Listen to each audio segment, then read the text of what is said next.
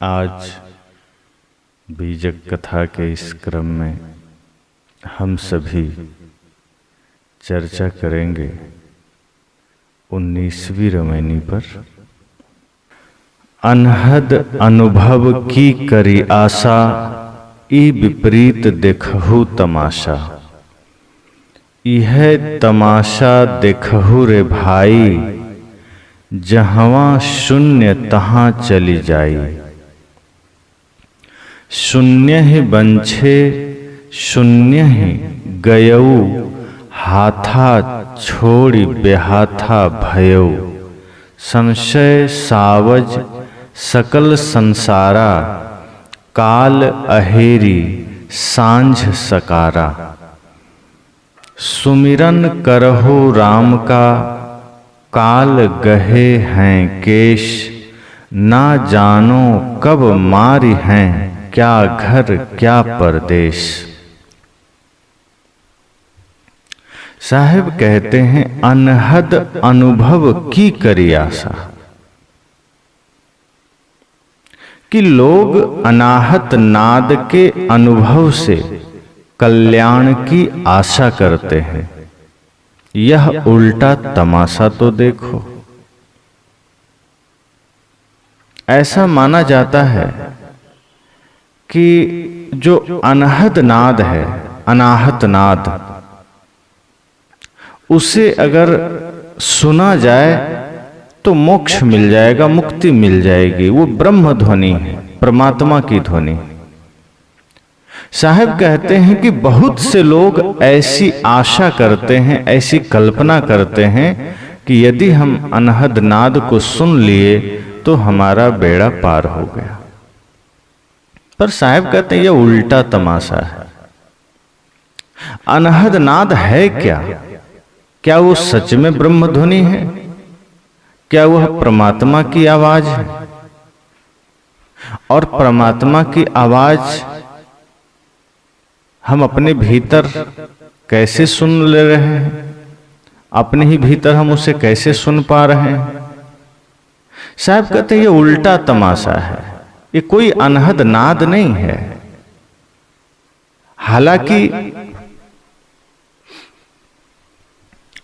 अनाहत नाद का अर्थ साहब ने किया है आहत, अर्थात जो चोट खाया हुआ हो। अनाहत मतलब जो बिना चोट के, जिसमें बिना चोट दिए ही ध्वनि उठ जाए, जिसमें बिना धक्का मारे ही ध्वनि आ जाए, अनाहत नाद है। बिना किसी प्रक्रिया, बिना किसी प्रयत्न के, बिना किसी चोट के, बिना किसी प्रहार के जो ध्वनि प्रवाहित हो रही है, उसे अनाहत कहते हैं।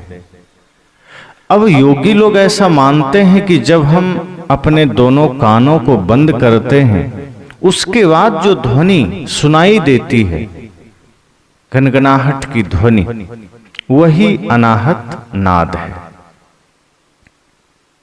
साहब कहते हैं यह अनाहत नाद नहीं है, यह हमारे शरीर में जो रक्त दौड़ रहे हैं नसों में, ये उसकी ध्वनि है। ठीक उसी तरह जैसे विद्युत के खंभों में आप सब कान लगाकर सुनेंगे, और जिस वक्त विद्युत प्रवाहित हो रही है, बिजली प्रवाहित हो रही है, तो आपको वहां भी ठीक वैसी ही ध्वनि सुनाई देगी। विद्युत दिखाई तो नहीं देते, लेकिन वो शक्ति से प्रवाहित हो रही है, तो उसकी एक अलग ध्वनि सुनाई देती है। इसी तरह शरीर में जो रक्त प्रवाहित हो रहे हैं, रक्त की धारा बह रही है, उसकी ध्वनि कान बंद करने पर खुद को ही सुनाई देती है, और ये बिना चोट के ध्वनि है, तो इसे अनाहत कहते हैं। अनाहत नाद, इसी को योगियों ने कहा कि यही ब्रह्म ध्वनि है। जैसा कि आपने पहले भी सुना है कि तमाम तरह की कल्पनाएं शरीर में योगी लोग किया करते हैं। दोनों भवों के बीच में त्रिकुटी माना और इसी को ब्रह्मांड मान लिया। शरीर ही ब्रह्मांड है, ऐसी कल्पना हो गई कि सारा ब्रह्मांड इस त्रिकुटी में निवास कर रहा है और इस त्रिकुटी संगम में ही परमात्मा का निवास। तो ऐसी ऐसी तमाम कल्पनाएं समय समय से हुआ करती है। साहब कहते ये कल्पना, ऐसी कल्पना मात्र कल्पना है, ये इसका यथार्थ से कोई लेना देना नहीं। अनाहत ध्वनि ब्रह्म की ध्वनि नहीं है, परमात्मा की ध्वनि नहीं है, इससे सुनने से कोई मोक्ष नहीं मिलेगा। हाँ, इतना हो सकता है कि इस ध्वनि को बार बार सुनते सुनते मन एकाग्र हो सकता है। हमारे मन की एकाग्रता में यह ध्वनि सहायक है। हम बाहर संसार की ध्वनि सुन रहे हैं, हम बाहर संसार की आवाज को सुन रहे हैं, यहां वहां दुनियादारी में मन लगा है, वहां से हटाना है मन, तो हम इस ध्वनि का सहारा ले सकते हैं। यह हमारे एकाग्रता में सहायक बन सकता है। तो ये जो नाद है, जिसे कि ध्यान की प्रक्रिया में नाद योग भी कहते हैं, इस नाद योग का अर्थ इतना ही हो सकता है, इतना ही होना चाहिए कि हम आंखें बंद करके, कानों को बंद करके इस ध्वनि को श्रवण करते हुए मन को एकाग्र कर सके। साहब कहते हैं कि लेकिन संसार में बड़ा उल्टा चल रहा है। इस अनहद ध्वनि को सुन करके, इस अनाहत ध्वनि को सुन करके लोग सोच रहे हैं कि हम ब्रह्म ध्वनि को सुन लिए, हमने परमात्मा को ही सुन लिया और इस प्रकार से हमें मुक्ति मिल जाएगी, मोक्ष मिल जाएगा। तो साहब कहते हैं यह विपरीत तमाशा है, यह उल्टा तमाशा है, यह कोई सीधी बात नहीं है, यह तमाशा। पहली बात तो यह तमाशा है, साहब ने इसे तमाशा कहा। जैसे कहीं कोई खेल हो रही हो, कहीं कोई बाजे गाजे बज रहे हो, मेला में आप जब जाते हैं तमाम तरह के दृश्य दिखाई देते हैं, लोग कहते हैं अरे तमाशा है, ये तमाशा देखने आए हैं। तमाशा का मतलब ही है जो यथार्थ में नहीं है, बस वो किया जा रहा है मनोरंजन के लिए, वो मजे लेने के लिए काम चल रहे हैं, तमाशा है। यथार्थ से उसका कोई लेना देना नहीं है। साहब ने पहले ही कहा यह तमाशा है, और तमाशा में भी यह उल्टा तमाशा है, सीधा नहीं। सीधा हो तो थोड़ा मनोरंजन भी किया जाए, सीधा तमाशा हो तो थोड़े मजे भी लिए जाएं। साहब कहते हैं बिल्कुल उल्टा तमाशा है। एक तो ये तमाशा है पहले ही गलत, जिसे तुम अनाहत नाद कहते हो, साहब उसे तमाशा कह रहे हैं। वे कहते हैं कि ये तमाशा को देखो बिल्कुल उल्टा है। ये योगी लोग उल्टी खोपड़ी के हैं और तमाम चीजों को तमाशा बना करके पेश कर रहे हैं। हालांकि इनकी नजर में ये ब्रह्म ध्वनि है, हालांकि ये इसे तमाशा नहीं मानते, ये इसे परमात्मा की ध्वनि मानते हैं। पर सद्गुरु कबीर कहते हैं कि यह तमाशा ई विपरीत देखो तमाशा। इस विपरीत, इस उल्टे तमाशे को देखो। और ये कैसा तमाशा है कि कान बंद करने पर जो ध्वनि सुनाई दे उसे परमात्मा की ध्वनि मान लेना। अब शरीर में तमाम तरह की ध्वनि प्रवाहित होते हैं, उसे तुम परमात्मा की ध्वनि मान लोगे। तो कान बंद करने से ही कोई ध्वनि बस थोड़े निकलती है, और भी ध्वनि निकल रही है। अब कोई सोया है, खर्राटा ले रहा है, उसे किसकी ध्वनि मानोगे? वो भी परमात्मा की ही ध्वनि है। किसी को नींद में ही चलने की बीमारी है, कुछ बड़बड़ाने की बीमारी है, तो प्रार्थना की ध्वनि मान लो उसे। साहब कहते हैं ये तमाशा है, और उसमें भी उल्टा तमाशा। कान बंद करो, नाक बंद करो। अब नाक किसी का बंद कर दो तो तमाम तरह की ध्वनि धीरे धीरे भीतर से निकलने लगेगी। वो आदमी बिलबिला उठेगा, तिलमिला उठेगा। तो ऐसी नासमझी को साहब कहते हैं यह तमाशा है। शरीर प्रकृति की रचना है, इसमें अपने सिस्टम हैं, अपने तरीके हैं। यह शरीर वस्तुतः हमें साधना के लिए मिला है, कल्याण के लिए मिला है, ये तमाशा के लिए नहीं मिला है। हम इसमें भी तमाशा खोज लेते हैं। साहब कहते हैं ये कानों को बंद करो, जो ध्वनि सुनाई दे मन को एकाग्र करो। आंख बंद करते हो तमाम तरह के दृश्य दिखाई देते, आंख बंद करने पर जो दृश्य दिखाई देते हैं लोग उसे ब्रह्म प्रकाश मान लेते हैं। साहब कहते हैं ये सारे विकार हैं, ये सब जड़ है, और ये विकार, ये जड़ तुम्हारे कल्याण का लक्ष्य नहीं हो सकता। हां, इतना हो सकता है कि तुम्हारे कल्याण मार्ग में इसे तुम अपना सहायक बना सकते हो। जैसे मन, सारी समस्याओं का कारण हमारा मन है, सारी नासमझी का कारण हमारा मन है, सारी मूढ़ताओं का जन्म ही मन के द्वारा होता है। लेकिन सद्गुरु कहते हैं कि कबीर मन तो एक है, भावे तहां लगाओ, भावे गुरु की भक्ति करो, भावे विषय कमाओ। कि मन तो एक ही है, अगर तुमने इसे भक्ति में लगा दिया, अगर तुमने इसे साधना में लगा दिया, तो ये मन तुम्हारे मोक्ष में सहायक भी बन जाएगा। लेकिन यदि तुमने इसे विषय में लगा दिया, वासना में लगा दिया, कामना में लगा दिया, माया में लगा दिया, तो ये तुम्हें नरक में भी डुबा देगा। तो ये जो कुछ भी चीजें हमारे शरीर से जुड़ी हैं, चाहे वो अनाहत नाद हो, चाहे वो आंखें बंद करने के बाद जो लाल पीला नीला हरा काला प्रकाश दिखाई देता है, ना तो ये ब्रह्म प्रकाश है, परमात्मा का प्रकाश है, ना वो ब्रह्म ध्वनि है। ये सब शरीर के ही विकार हैं। आंख बंद करते हैं तो जो लाल नीला पीला दिखाई देता है, चाहे तो हम उसमें मन केंद्रित कर सकते हैं, चाहे तो हम उसमें अपना मन एकाग्र कर सकते हैं। इसी तरह से कानों को बंद करने पर जो ध्वनि सुनाई देती है, उस नाद में हम अपना मन ठहरा सकते हैं, हम उसका सहारा ले सकते हैं। ये सभी संबल हैं, ये सभी हमारे ध्यान की यात्रा में सहायक हैं। यह कोई ब्रह्मध्वनि नहीं जिसे सुन करके हम मुक्ति पा सकें, जो अंतिम स्थिति की बात हो। ये सहायक है आपके मार्ग का, या मंजिल नहीं है। जैसे कोई आदमी यात्रा करता है तो यात्रा में कई जगह आप देखेंगे लगातार हर किलोमीटर पर किलोमीटर लिखा हुआ एक पत्थर मिल जाएगा, जिसे मील के पत्थर कहते हैं। उसमें आपके गंतव्य का नाम लिखा होता है और नीचे दूरी लिखी होती है। वो पत्थर का काम इतना ही है कि वो आपके मंजिल में सहायक बन जाए, वो आपको सही दिशा की ओर ले जाए।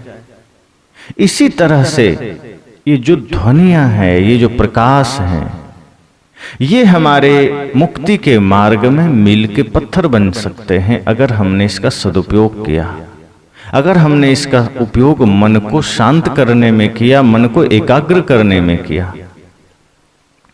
इसलिए साहब ने कहा कि ऐसा करने पर यह हमारे लिए सहायक हो सकता है, लेकिन संसार के लोग ऐसा करते नहीं हैं। वो इस अनहद के अनुभव को ही मुक्ति का अंतिम परिणाम मान लेते हैं, परमात्मा की ध्वनि मान लेते हैं, ब्रह्म की ध्वनि मान लेते हैं, और ये समझ लेते हैं कि मेरा काम हो गया।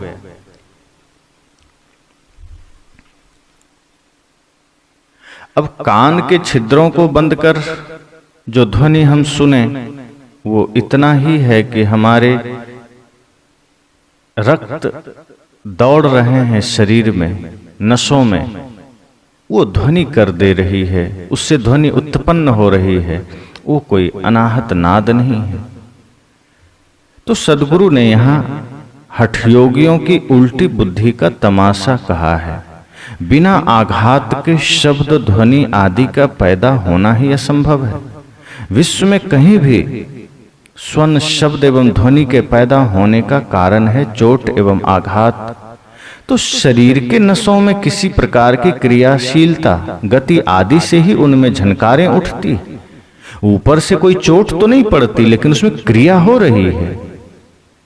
गति का कारण स्वाभाविक धक्का एवं चोट है, तभी आवाज होती है। इसलिए योगी लोग जिसे अनाहत नाद कहते हैं, वह वस्तुतः आहत नाद है और जड़ ध्वनि है। उसको कुछ समय के लिए आलंबन मानकर उसमें मन रोका जा सकता है, अर्थात उसे मन रोकने का साधन बनाया जा सकता है, परंतु वह साधक का लक्ष्य एवं प्राप्तव्य नहीं हो सकता। शब्द से शब्द का श्रोता बड़ा होता है। हम जिस शब्द को सुनते हैं उस शब्द बड़ा नहीं है, सुनने वाला बड़ा है। दृश्य से दृष्टा बड़ा होता है।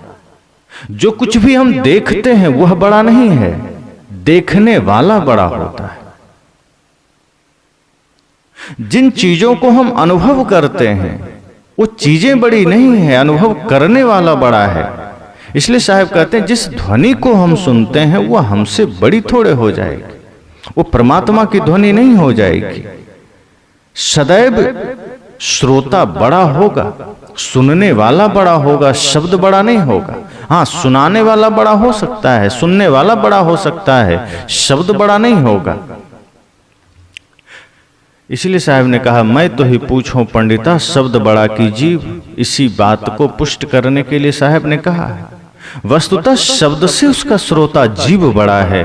अनेक मतों द्वारा अनाहत नाद, शब्द, सार शब्द आदि कहकर जिसे व्यक्त करने की चेष्टा की जाती है वह श्राव्य एवं जड़ ध्वनि है।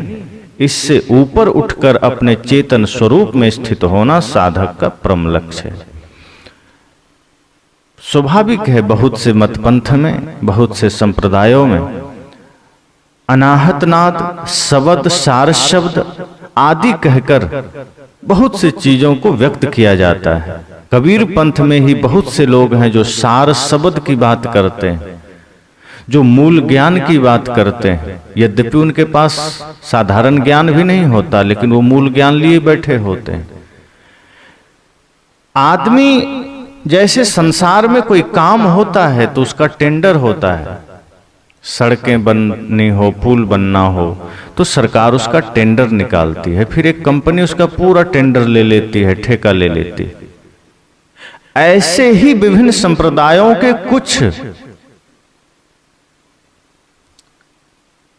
धर्मगुरु ऐसा मालूम होता है जैसे मुक्ति का, ज्ञान का, सार शब्द का टेंडर ले लिया कि अब उसी के पास ये अधिकार है, उसी के पास ये जिम्मेदारी है, दायित्व है, कॉपीराइट है।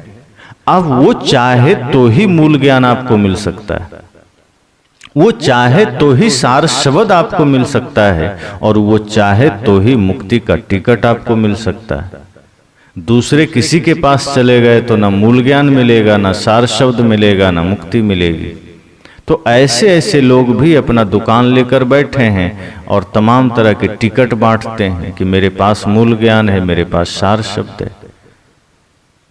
कुछ लोग कहते हैं सदगुरु कबीर का भी कुछ मूल ज्ञान है जो किसी व्यक्ति विशेष के पास है। कुछ संप्रदाय के लोग बोलते हैं कि मेरे पास ही कबीर साहब ने मूल ज्ञान दिया है, मेरे पास आओ तो ही मिलेगा। जबकि सदगुरु कबीर का एक एक शब्द मूल ज्ञान है। मूल ज्ञान वही है जो आपको अपने आप से जोड़े। मूल ज्ञान वही है जो संसार से हटा करके स्वयं में ले जाए। मूल ज्ञान वही है जो विषयों से विरक्त कर दे। मूल ज्ञान वही है जो मन को निर्मल कर दे। और सदगुरु कबीर का एक एक शब्द मूल ज्ञान है, सार शब्द है। वह सभी शब्द सार शब्द है जो आपको बंधन से हटा करके मुक्ति की ओर ले जाए। तो तमाम तरह के लोगों ने ऐसे ऐसे शब्दों की बात करके लोगों को उलझाया। नाद श्रवण को ही परम लक्ष्य मानकर उलझे हुए साधक लक्ष्य शून्य हो जाते हैं, अथवा कुछ साधक शून्य को ही अपना लक्ष्य मानकर शून्य में ही लीन होने का उपक्रम करते हैं। यह सब स्वस्वरूप के अज्ञान का फल है और अपने सुनहले अवसर को खोकर धोखा खाना है। यहां साहब कहते हैं कि यह तमाशा देखहु रे भाई, जहां शून्य तहां चली जाई। ये शून्य की अभिलाषा रखने वाले यह शून्य का तमाशा तो देखो, ये सब शून्य में जा रहे हैं। यह तमाशा देखो रे भाई, जहां शून्य तहां चली जाए। अब ये जो अनाहत की कल्पना है, अनाहत नाद की कल्पना है, साहब कहते हैं ये एक तो उल्टा तमाशा है। अब इस तमाशा को देखो, आदमी इसी तमाशा में पड़ करके शून्य में जा रहे हैं। अब शून्य का यहाँ क्या अर्थ हो सकता है? एक शून्य तो यह है कि सारे मोह माया ममता से विरक्त होकर के शून्य में समाधि में चले गए, पर यहाँ शून्य का अर्थ समाधि तो बिल्कुल भी नहीं कि ये तमाशा करते करते कोई समाधि में चला जाए। साहब ऐसा तो बिल्कुल भी नहीं कहना चाहते होंगे कि तमाम तरह के नाच नौटंकी तमाशे चल रहे हैं, धर्म के नाम पर अनाहत नाद सुने जा रहे हैं, नृत्य किए जा रहे हैं, मन को चंचलता में लगाए जा रहे हैं, और यह तमाशा किसी को शून्य में ले जाए।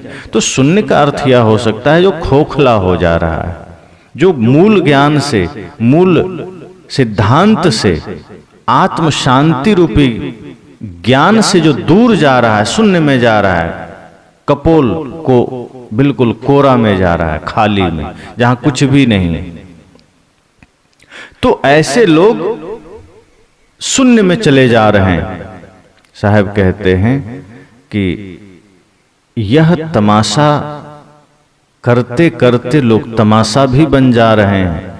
तमाशा देखने वाले उसी शून्य में खोते चले जा रहे हैं, उसी शून्य में समर्पित होते चले जा रहे हैं, अपने आप से दूर होते चले जा रहे हैं, अपना स्वरूप से भिन्न उनकी यात्रा हो रही है।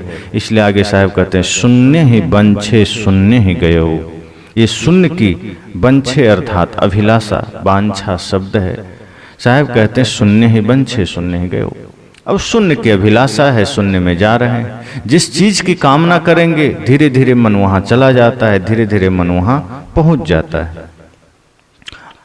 तो शून्य की अभिलाषा है, शून्य की ही इच्छा है, तो मन उसी शून्य में चला जा रहा है और हाथ में आए हुए कल्याणदायी अवसर को खोकर धोखा खा रहे हैं।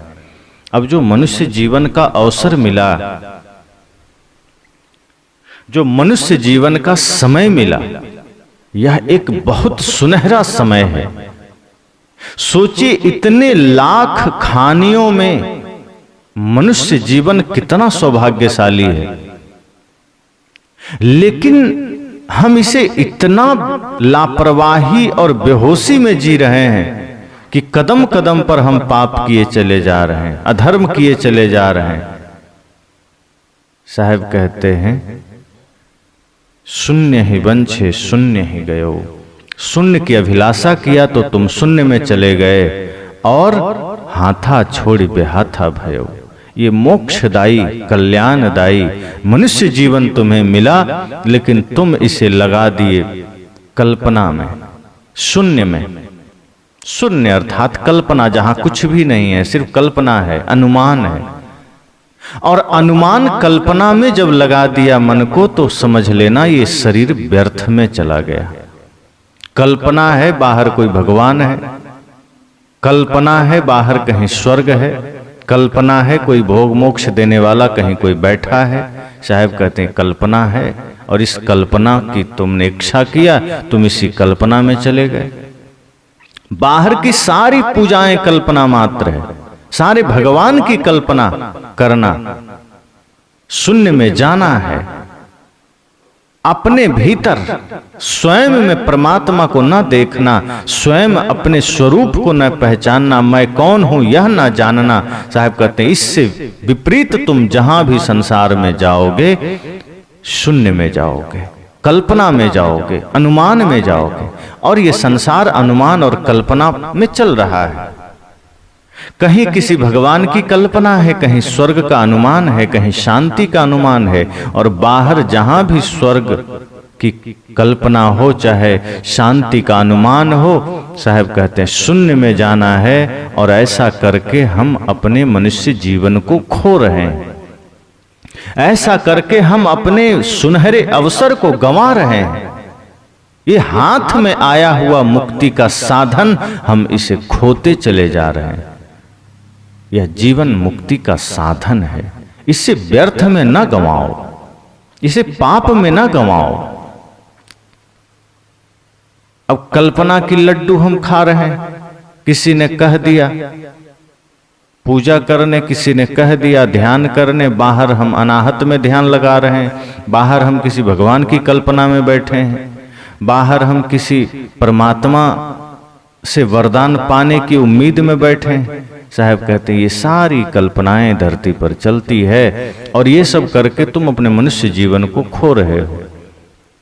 साहब कहते इतना समझ लीजिए कि हाथ पर हाथ धरे बैठे कुछ भी नहीं होगा। मुक्ति के मार्ग में आपको कदम बढ़ाना पड़ेगा, मन निर्मल करना पड़ेगा। जब मन निर्मल होगा तो समझना वहां परमात्मा की उपस्थिति हो जाएगी, वहां स्वयं भगवान की उपस्थिति हो जाएगी। जहां मन की निर्मलता है, पवित्रता है, जहां मन की शीतलता है, साहब कहते हैं फिर हरि तुम्हारे पीछे खड़े हो जाएंगे, फिर वो तुम्हारे साथ खड़े हो जाएंगे। यह मन तो शीतल भया जैसे गंगा नीर, पीछे पीछे हरि फिरे, कहत कबीर कबीर। साहब कहते ये मनुष्य जीवन बड़ा सुनहरा अवसर है, इसे मत खो देना। अगर यह कल्याणकारी अवसर तुमने खो दिया तो समझना कि फिर तुम धोखा ही खा रहे हो। जो हाथ में आया अवसर खो दे फिर वो बेहाथा हो गया, फिर वो धोखे में चला गया। इसलिए साहब कहते हैं धोखे में मत रहो, कल्पना में मत जियो, अनुमान में मत जियो, शून्य की तरफ मत भागो, अपनी ओर लौटो, विचारों की शून्यता कर दो, अपने सारे अनुमान कल्पनाओं को शून्य कर दो, अपने से बाहर जो कुछ भी तुम्हारा लक्ष्य है उसे शून्य कर दो और स्वयं में लौट आओ। अपने में लौट आना, स्वयं को जान लेना, यही इस जीवन का ध्येय होना चाहिए और इसलिए ही यह मनुष्य जीवन मिला है। तो साहब कहते हैं कि यह कल्याणकारी मनुष्य जीवन तुम्हें मिला और तुम इसे खो रहे हो और इसी में धोखा खा रहे हो। आगे साहब कहते हैं संशय सावज सकल संसारा। पिछले रमैनी में भी हमने संशय सावज के बारे में जाना है कि जो संशय संदेह रूपी पशु है हमारे मन में, यह हमें खा रहा है। यह संदेह चाहे पारिवारिक हो चाहे आध्यात्मिक हो, यह हमें खोखला कर रहा है। यहां भी साहब कहते हैं संशय सावज सकल संसारा, कि यह जो संशय रूपी पशु शिकारी है यह काल बनकर, काल अहेरी सांझ सकारा, संशय सावज सकल संसारा, काल अहेरी सांझ सकारा। यह संशय पशु शिकारी काल बनकर रात दिन संसार के सारे लोगों को मार रहा है, या यूं कहें संशय पशु संसार के सारे लोगों के मन को पीड़ित कर रहा है और मृत्यु शिकारी देहधारियों की देह को छीनने के लिए रात दिन उनके पीछे लगा है। साहब ने कहा कि यह संशय रूपी पशु बहुत खतरनाक है। अगर एक बार मन मस्तिष्क में आ जाए तो संतजन कहते हैं इसका फिर चिकित्सा नहीं होता है। दुनिया के तमाम बीमारियों का इलाज तो होता है, लेकिन कई बार जो हम अपने मन में मस्तिष्क में संशय का बीज डाल लेते हैं, फिर हम अपने अच्छे से अच्छे जीवन को भी नरक बना लेते हैं। रिश्तों में जितना खतरनाक यह है, उतना उससे ज्यादा खतरनाक यह हमारे आध्यात्मिक जीवन में है।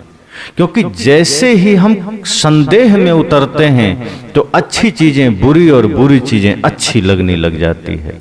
फिर जहां यथार्थ ज्ञान है वहां हमें रस नहीं आता, वहां हमारा मन एकाग्र नहीं होता, और जहां भ्रम है, पाखंड है, जहां नासमझी है, वहां मन हमारा अटकने लगता है। तो साहब ने कहा कि मन में जब संदेह पैदा होता है, मन में जब यह संदेह रूपी पशु का जन्म होता है, तो हम धीरे धीरे मुक्ति से दूर तो होते ही हैं, सामान्य जीवन में सुख समृद्धि से भी दूर हो जाते हैं। इसलिए संशय मन में कभी आने नहीं दीजिए। रिश्तों में संशय आ गया तो रिश्ते धाराशायी हो जाते हैं, परिवार समाज सब बिखर जाता है, विखंडित हो जाता है, सब कुछ बर्बाद हो जाता है। इसलिए रिश्तों में भी संशय नहीं चाहिए, मन में संशय नहीं चाहिए, कहीं भी अपने मन मस्तिष्क में संशय नहीं हो, वरना यह संशय ही मानो मृत्यु का कारण बन जाता है, हमारे जीवन को क्षीण करते चला जाता है, हमारे जीवन को एक खोखला बनाते चला जाता है। इसलिए साहब ने कहा काल अहेरी सांझ सकारा। यह जो काल है ये सुबह शाम सांझ दिन रात हमारे देह को छीनने के लिए पीछे लगा है। काल हर क्षण हमें छीन रहा है। ऐसा नहीं है कि अचानक मृत्यु होती है। साहब कहते हैं ये सुबह शाम आठों याम क्षण प्रतिपल ये धीरे धीरे धीरे धीरे हमारी सांसें को छीन कर रहा है। धीरे धीरे यह हमें खोखला कर रहा है। कोई आदमी अचानक नहीं मरता, चाहे वो 5 साल का हो, 10 साल का हो, 20 साल का हो, 50 साल का हो, 100 साल का हो। जब भी मृत्यु आती है तो अचानक नहीं आती है।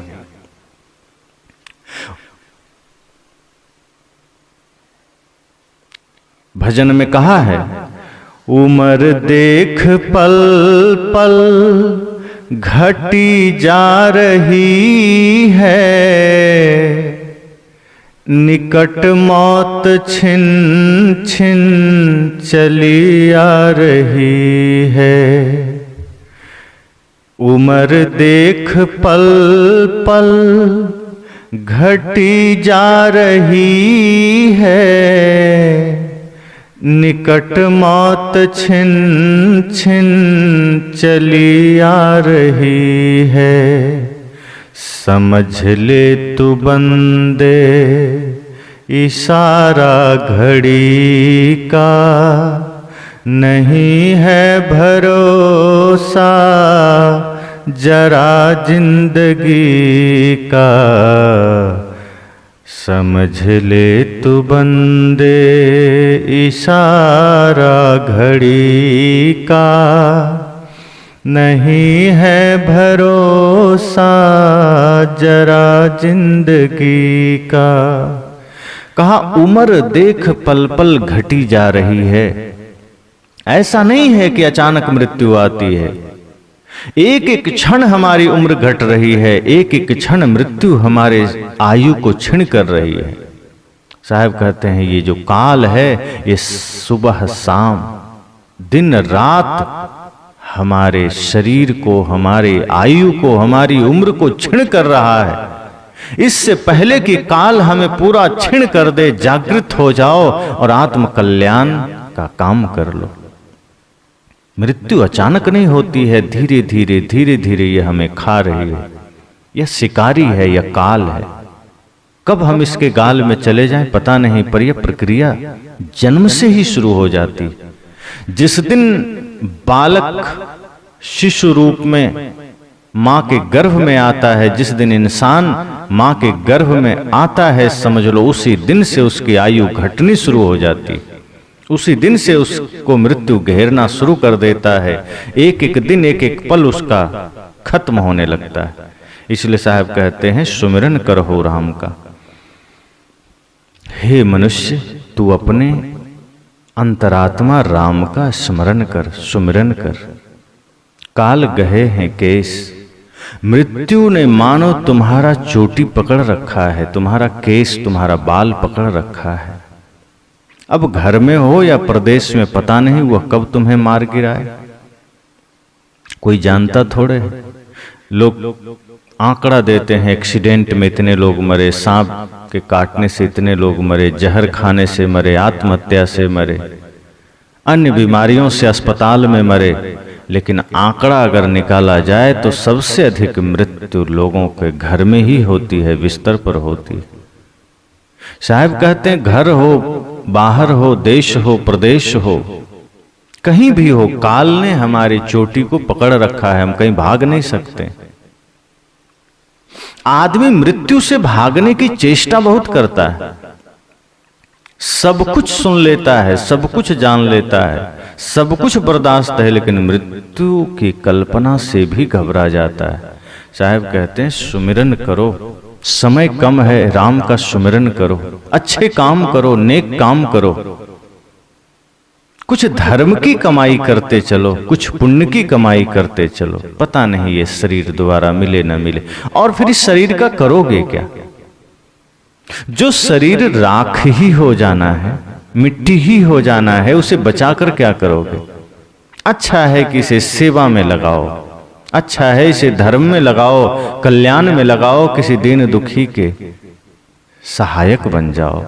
साहब कहते सुमिरन करो राम का सुमिरन करो, आत्मा राम को जानो, मैं कौन हूं ये जानो, और जब अपने आप को जान लोगे तो सब में तुम्हें फिर वही परमात्मा का दर्शन होगा, फिर सबके प्रति तुम्हारी संवेदना जागृत हो जाएगी।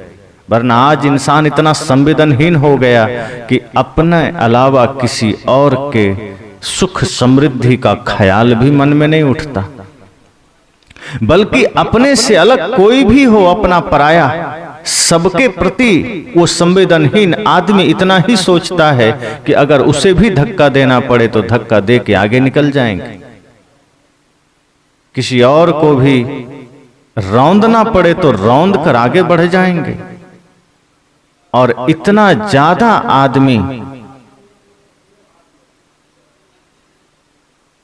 इस मामले में आदमी इतना ज्यादा तूफान मचाता है कि जीवन में सिर्फ और सिर्फ वो पापों की गठरिया ही लादता है, कोई दूसरी कमाई नहीं करता है, कोई दूसरा प्रयत्न नहीं करता है कि जीवन में धर्म की भी कमाई हो सके, कि जीवन में सत्य की भी उपासना हो सके, सत्य की भी साधना हो सके। साहब कहते हैं समय कम है, काल ने तुम्हारी चोटी को पकड़ रखा है, काल ने तुम्हें दबोच रखा है, भागकर कहां जाओगे? ये सोचते हो कि मृत्यु से बच जाएंगे? साहब कहते नहीं, ये तमाम तरह के जो तुम तमाशा कर रहे हो, ये जीवन में इन तमाशा से ऊपर उठो। अगर यही करते तुम्हारी आयु निकल गई तो कल्याण का काम कब करोगे?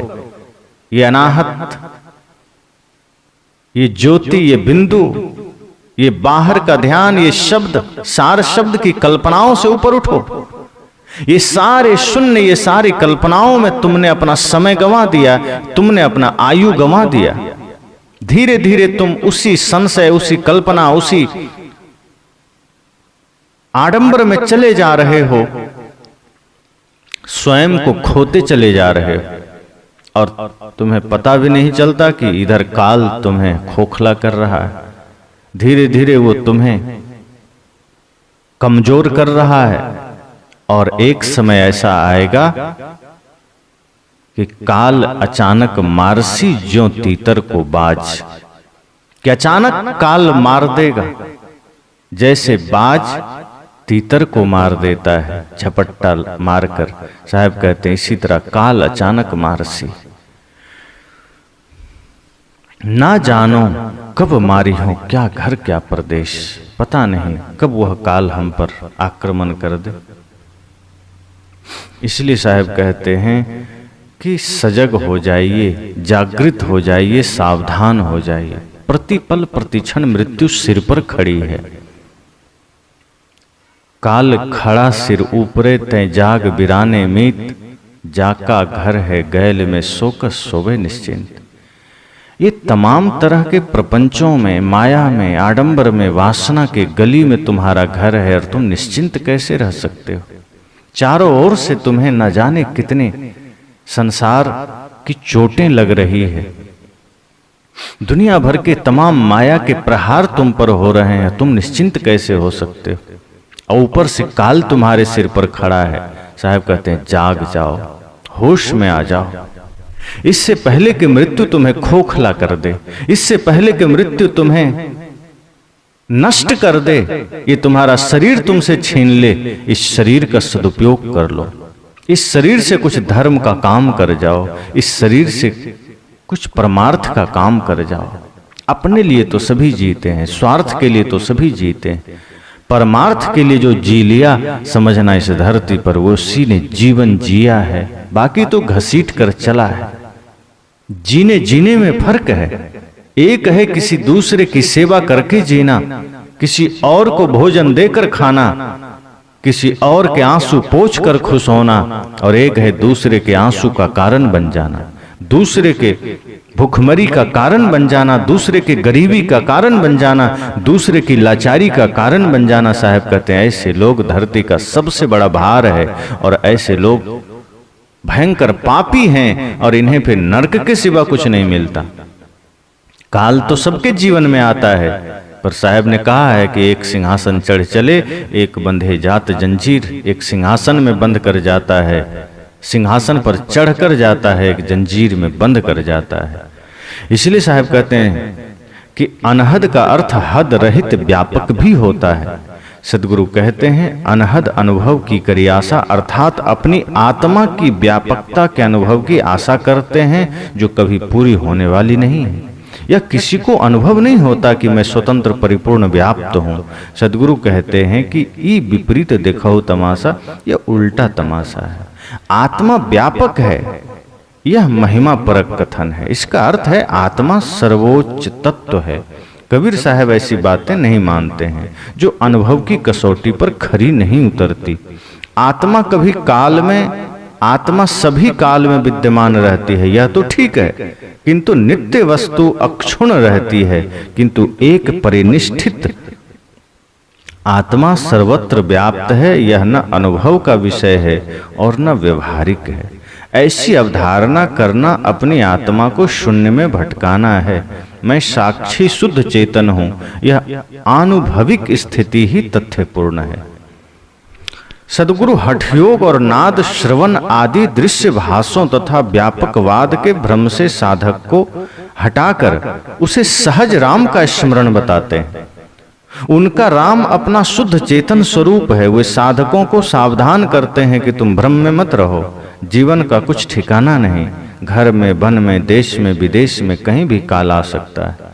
तुम्हारी चोटी काल ने पकड़ रखी है। तुम सारा प्रमाद छोड़कर अपने अविनाशी चेतन स्वरूप राम का स्मरण करो। ये जो भी प्रमाद है उसको छोड़ो। ये हठयोग, ये नाद श्रवण आदि दृश्य भाषों आदि को छोड़ो, इस भ्रम को छोड़ो, संशय को छोड़ो, तमाम प्रपंचों को छोड़ो और अपने चेतन स्वरूप में लगो। साहब कहते हैं कि तुम भ्रम में मत रहो कि हम सदा यहां जीने आए हैं। इस कल्पना में मत रहो कि हम यहां बसने वाले हैं, रहने वाले हैं। साहब कहते हैं भ्रम में मत रहो, कोई ठिकाना नहीं, जीवन का कोई भरोसा नहीं है।